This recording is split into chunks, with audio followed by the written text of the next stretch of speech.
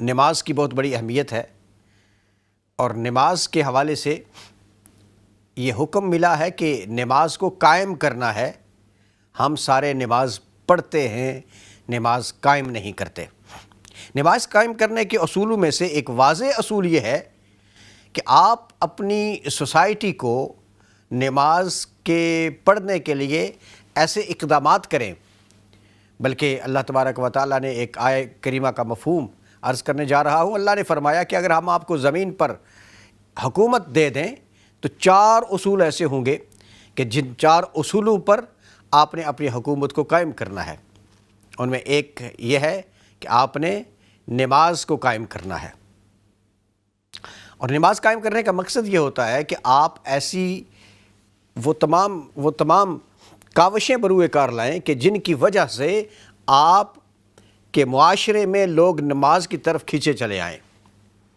صلاۃ کمیٹیاں بن سکتی ہیں، نماز کے حوالے سے مختلف مساجد کے ماتحت کچھ سسٹم بن سکتا ہے، دعوت دینے کی بات ہو سکتی ہے، گھر گھر جا کر لوگوں کو نماز کی طرف بلانے کے لیے دعوت دی جا سکتی ہے، اینڈ سو بے شمار طریقے ہیں، ذریعے ہیں جن کو کہا گیا ہے نماز کے قائم کرنے کا۔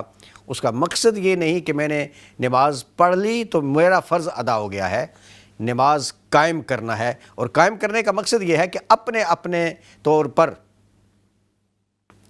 بلکہ حکم تو ہمیں یہ ملتا ہے کہ اپنے گھر والوں کو نماز کا حکم دو۔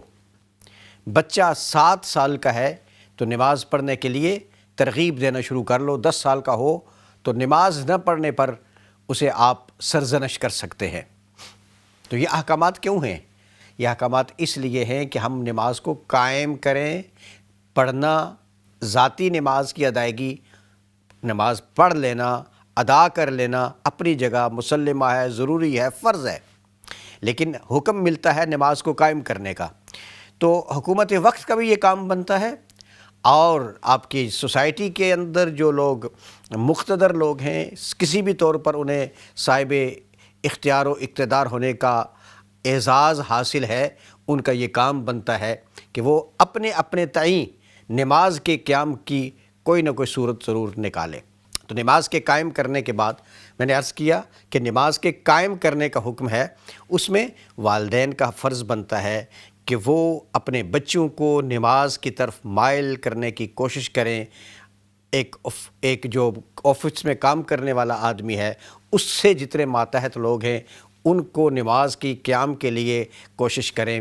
اسی طرح علی حاذ القیاس جہاں جس سے جو جتنا بنتا ہے وہ کوشش کرے کہ لوگ نماز کی طرف آئیں۔ یہ ہے نماز کا قائم کرنا، پڑھنا بھی، اور اس کے بعد لوگ دوسروں کے اپنے ماتحت، اپنے تعلق والے، اپنے ساتھی احباب دوست بیٹھے گپیں لگا رہے ہیں، نمازیں ایک گئی، دوسری گئی، تیسری گئی۔